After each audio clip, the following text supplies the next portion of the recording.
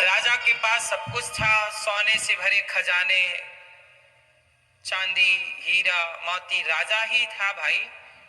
इतने बड़े हॉल में तो सोना भरा है, इतने ही बड़े दूसरे हॉल में चांदी भरी है, इतने ही बड़े हॉल में हीरे भरे हैं, कमी कहाँ है। सैकड़ों पत्नियां हैं और संसार का हर सुख वैभव, पर वो राजा अशांत था। राजा ने अपने नगर में घोषणा कराई कि भैया, मुझे लग रहा है कि मैं सुखी नहीं हूं। इतना सब कुछ मेरे पास धन धान्य वैभव है, पर मैं सुखी नहीं हूं। कोई मुझे सुखी कर दे तो मैं उसे बहुत सारा धन इनाम दूंगा। नगर में ढोल नगाड़े बजवाए, मुनादी दिलवाई कि भाई हमारा राजा बड़ा दुखी है, उसे कोई सुखी करेगा तो इनाम दिया जाएगा। बड़े बड़े लोग आए, महाराज आप तो राजा हो, आपसे सुखी कौन हो सकता है, सब कुछ आपके पास है, आपकी चुटकी बजाने से सब काम हो सकता है, आपके इशारे से सब काम हो सकता है, इतने बड़े राजा हो, सम्राट हो, आपको दुख किस बात का है। राजा बोले शांति नहीं, संतुष्टि नहीं है, ऐसा लग रहा है कि कुछ अधूरा है, कुछ बाकी है पाना। सब कुछ है पर कुछ कमी है, मुझे खुशी नहीं मिल रही है, मैं दुखी हूं। कोई मुझे खुश कर दे। तो नाच गाने का आयोजन रखा गया कि शायद नाच गाने से राजा खुश हो। बोले नहीं, मुझे ये सब नहीं चाहिए। खेल से हंसाने वाले आए, राजा को हंसाएंगे नहीं, कोई खुशी नहीं किसी चीज से। तब कोई एक संत आए, संत ने कहा, संत से पूछा राजा ने कि बताइए मैं सुखी कैसे बनूं, सुखी कैसे बनूंगा, मेरा सुख क्या है। तब संत जी ने कहा कि राजन, कोई सुखी व्यक्ति अपनी शर्ट, अपनी कमीज आपको दे दे और आप सुखी व्यक्ति के कपड़े पहन लो तो आपको सुख मिलेगा। ठीक है। राजा ने घोषणा दिलवाई कि भाई हमारे राज्य में जो सुखी है वो अपना अंग वस्त्र हमें दे, उसका अंग वस्त्र हम पहनेंगे। तो नगर के सबसे बड़े सेठ जो बड़े पैसे वाले थे, उनके पास सैनिक गए, महाराज हमारे राजा आपके कपड़े चाहते हैं, अंग वस्त्र, आप सुखी हो। सेठ जी बोला, अभी सुखी थोड़ी हूं, अभी मेरा टर्नओवर 1 लाख करोड़ का है, मैं चाहता हूं 10 लाख करोड़ का हो जाएगा तब मैं सुखी होऊंगा। अभी मेरा टर्नओवर थोड़ा कम है, मैं सुखी अभी नहीं हूं, अभी तो मैं काम में लगा हूं। इतना बड़ा आदमी ये भी सुखी नहीं है। अब सारे नगर में कोई सुखी कहां है। नेता नेता से दुखी है, टीचर बच्चों से दुखी है, सुनता नहीं है, बच्चा पढ़ता नहीं है, माँ बाप बच्चों से दुखी है, सुनता नहीं है, बात नहीं मानता। आप बताइए कोई सुखी है। सबके अपने अपने निज दुख हैं। कोई भाई से परेशान है, कोई पड़ोसी से दुखी है, कोई अपने शरीर से दुखी है, बीमारियों से, कोई तन का दुखी, कोई मन का दुखी, कोई धन का दुखी। दुखी दुखी आया संसार में भांति भांति के लोग, बड़े दुखी। पूरे राज्य में कोई सुखी व्यक्ति नहीं मिला। ढूंढ के आ गई सेना, महाराज कोई सुखी नहीं है। राजा ने कहा नहीं, कोई तो होगा, पता लगाओ और जाओ गांव गांव में। अब सैनिक जाते, सबसे पूछते भैया तुम सुखी हो, सब बोलते नहीं नहीं हम सुखी नहीं। तुम सुखी हो, नहीं नहीं। एक गांव में पहुंचे, वहां एक गांव में एक बैलगाड़ी के नीचे एक आदमी बैठा था। सैनिकों ने उससे पूछा क्यों तुम सुखी हो। बोला हाँ मैं सुखी हूं। अरे मिल गया मिल गया मिल गया, सुखी व्यक्ति मिल गया। एक काम करो तुम अपनी शर्ट उतार के दे दो। तो वो आदमी बोला मैं शर्ट पहना ही नहीं हूं, देखो शर्ट ही नहीं है। अच्छा वो शर्ट पहना ही नहीं था, वो तो नीचे केवल एक धोती पहना था बस, उघारा। बोले सुखी मिला भी तो कौन, जिसके पास शर्ट ही नहीं है, जिसके पास एक एक साल के कपड़े हैं वो सुखी नहीं है, जिसके पास एक शर्ट भी नहीं है वो चलो तुम्हें राजा बुलाए, राजा से मिलो और अपने सुख का कारण बताओ।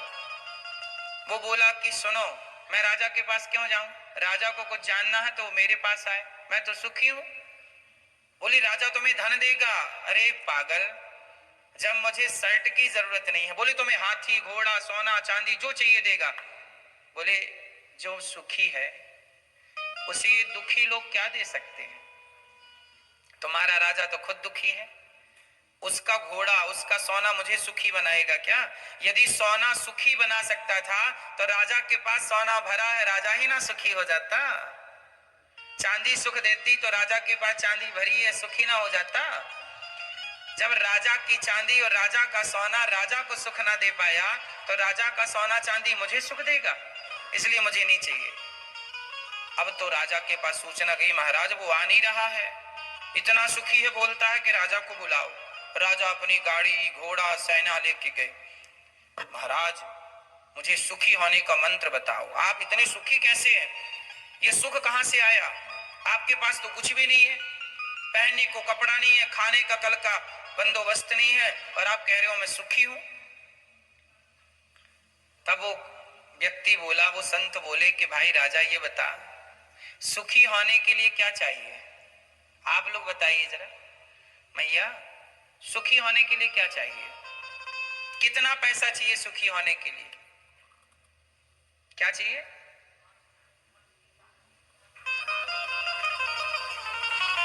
क्या चाहिए मेरी मां? शांति,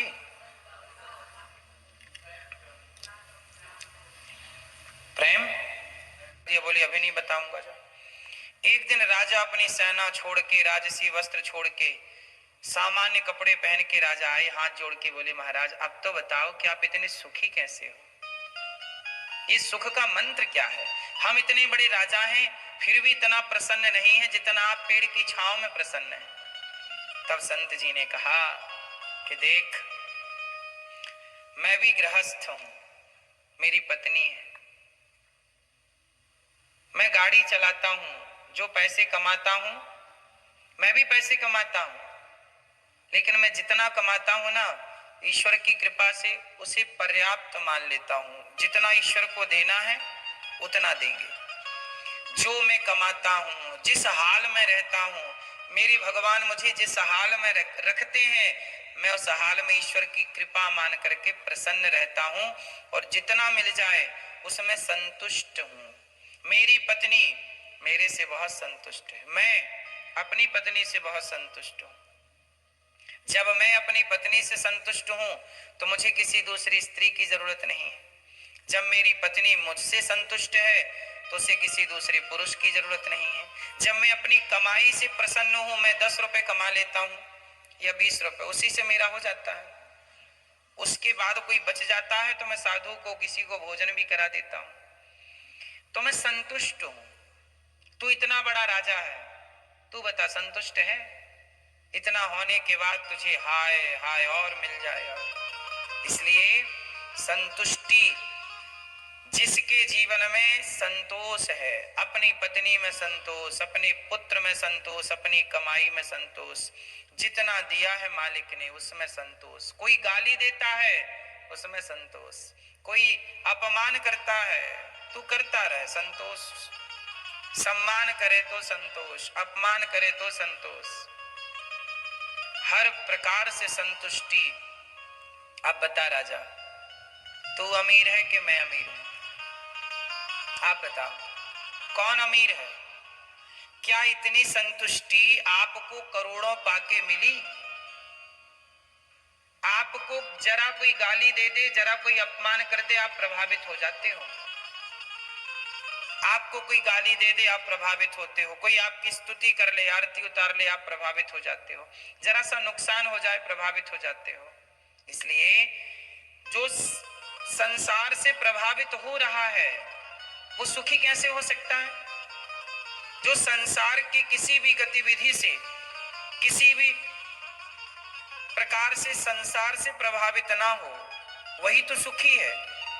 उदाहरण से समझो, नारियल दो तरह का होता है, कच्चा नारियल और पका नारियल, होते हैं कि नहीं? कच्चा नारियल तोड़ोगे ना तो नारियल की खोपड़ी टूटेगी तो भीतर का गोला भी टूट जाएगा, क्योंकि जो भीतर का गोला है वो बाहर की खोपड़ी से चिपका हुआ है, अटैच है। बोलो हाँ। कच्चा नारियल तोड़ो तो भीतर का गोला भी टूटता है ना, प्रभावित हो गया वो। पर पका हुआ नारियल जो है उसकी खोपड़ी तोड़ो तो भीतर का गोला प्रभावित नहीं होता। यही है कच्चा, यही है पक्का। वो राजा है कच्चा नारियल और वो संत है पक्का नारियल। यही है जीवन का खेल, जीवन का रहस्य।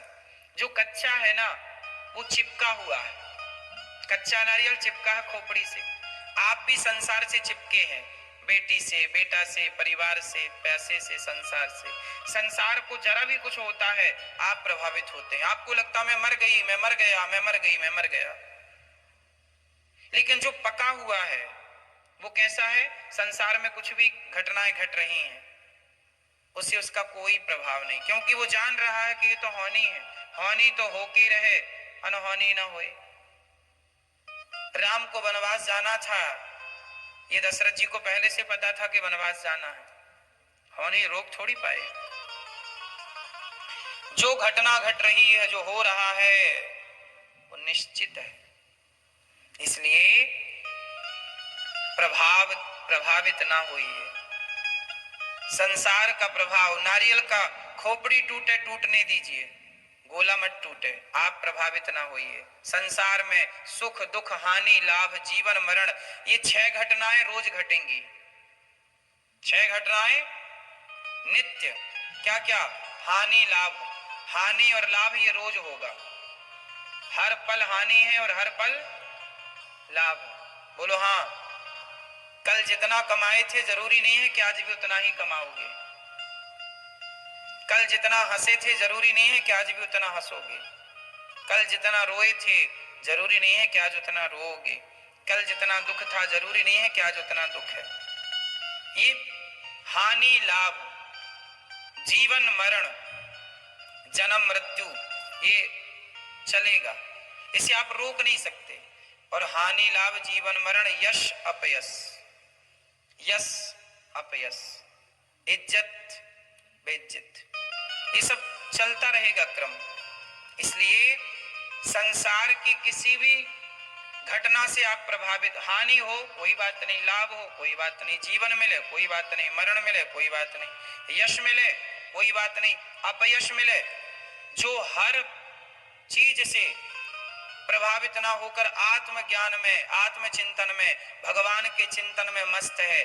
क्योंकि सुख बाहर ढूंढते हैं, बाहर नहीं है, वो सब भीतर का सब्जेक्ट है। सुख कोई बाहर थोड़ी होता। हम संतुष्ट हैं, सुखी हैं, संतुष्ट नहीं है, दुखी हैं। इसलिए रावण संतुष्ट नहीं था, इसलिए लंका जल गई। संतुष्ट होता अपनी पत्नी से तो दूसरे की क्यों चुराता? जबकि राम संतुष्ट हैं अपनी पत्नी से तो पराई स्त्री को नहीं देखते, इसलिए राम सुखी हैं। घास की झोपड़ी में रहते हैं राम, पर रावण से ज्यादा सुखी हैं। और रावण सोने की लंका में है फिर भी परेशान है, क्योंकि रावण के जीवन में संतोष नहीं है। राम के जीवन में क्या है? तो सबसे बड़ा धन सोना नहीं है। सोना तो आप खरीद लोगे 1 लाख रुपया 2 लाख रुपया में, संतोष कहां से लाओगे? सोना तो 1 लाख रुपया तोला मिल रहा है, संतोष कितने रुपया तोला है? बोलो, किस बाजार में बिकता है संतोष? जो बाजार में बिकता है उसे खरीदा जा सकता है, पर संतोष तो ऐसा है कोई बाजार में नहीं बिकता, सबके भीतर है।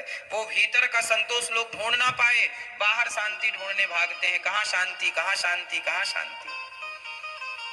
संत की बात सुन के राजा चरणों में गिर पड़े, महाराज आज आपने मुझे सुखी कर दिया। सबसे बड़ा दुख क्या है? उत्तर दीजिए, सबसे बड़ा दुख क्या है और सबसे बड़ा सुख क्या है? भगवान को भूल जाना सबसे बड़ा दुख और भगवान को याद रखना सबसे बड़ा। एक और परिभाषा है सुख दुख की, बताओ दुख किसे कहते हैं? आपकी जरूरतें क्या है? रोटी, कपड़ा, मकान, शिक्षा, गाड़ी, ये सब आपकी क्या है? जरूरत है। आजकल बिना गाड़ी के, बिना घर के, बिना बच्चों की शिक्षा के कैसे गुजारा होगा? तो ये सब जरूरतें हैं, ठीक है, जरूरतें होनी चाहिए। एक होती है जरूरत, इच्छा, जरूरत होती है ना, तो जरूरतें पूरी हो सकती हैं पर इच्छाएं पूरी नहीं हो सकती। कुछ लोग जरूरतें पूरी करते हैं, कुछ लोग इच्छाएं पूरी करते हैं। आपसे सवाल है, क्या पूरा हो सकता है और क्या पूरा नहीं हो सकता? बोलो मेरी माँ, क्या जरूरतें पूरी हो सकती हैं? जरूरतें पूरी कर सकते हो आप, पर इच्छाएं पूरी? जरूरतें तो रिक्शा वाला भी पूरी कर सकता है, रोटी, कपड़ा, मकान की जरूरत, पर इच्छाएं तो रावण भी पूरी ना कर सका। इसलिए जिंदगी जरूरतों के हिसाब से होनी चाहिए, लेकिन आप लोग इच्छाओं की पूर्ति में लगे हैं। जो कभी पूरा होना ही नहीं है उसे पूरा करने चले हो इच्छाओं को। इसलिए लोग परेशान हैं, डिप्रेशन है, तनाव है। क्यों है? क्योंकि वो पूरा करना चाहते हैं आप जो रावण भी पूरा ना कर सका। इच्छाएं पूरी हुई, इसलिए जिंदगी जरूरतों से पूरी होती है। जरूरतें पूरी कर लो और बढ़िया चिंतन भगवान का करो, ध्यान करो, जहां हो हैप्पी रहो, खुश रहो। अब आजकल आप लोग हंसते नहीं हैं, मुस्कुराते नहीं हैं। थोड़ा हंसिए, थोड़ा मुस्कुराइए।